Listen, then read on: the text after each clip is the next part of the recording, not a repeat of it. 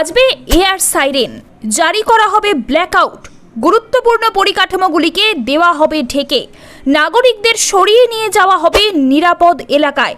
বুধবার 7ই মে প্রায় গোটা দেশ জুড়ে চলবে যুদ্ধকালীন অনুশীলন।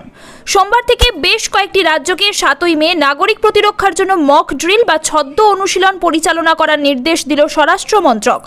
সম্ভাব্য হামলার বিরুদ্ধে প্রস্তুতি। 22 এপ্রিল পেহেলগামে সন্ত্রাসবাদী হামলার পর থেকে ভারত ও পাকিস্তানের মধ্যে উত্তেজনা ক্রমেই বাড়ছে।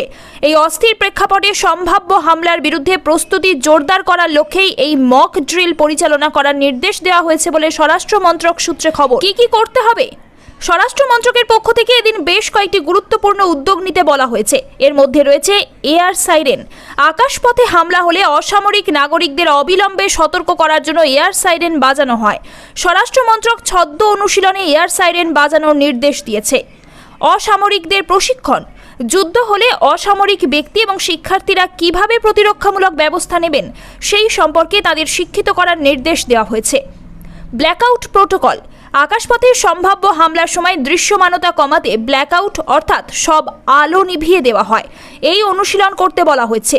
গুরুত্বপূর্ণ স্থাপনাগুলিতে ক্যামোফ্লেজ, আকাশপথে নজরদারি এবং হামলার হাত থেকে গুরুত্বপূর্ণ পরিকাঠামোগুলিকে রক্ষা করতে সেগুলিকে ক্যামোফ্লেজে ঢেকে দিতে বলা হয়েছে। জরুরি অবস্থার সময় দ্রুত এবং সুশৃঙ্খলভাবে অসামরিক নাগরিকদের নিরাপদ এলাকায় সরিয়ে নিয়ে যাওয়ার মহড়াও দিতে বলা হয়েছে। যুদ্ধকালীন সময়ের জন্য তৈরি হচ্ছে ভারত। পেহেলগাঁও হামলার পর থেকে ভারত ও পাকিস্তানের মধ্যে উত্তেজনার পারদ ক্রমশ চড়ছে।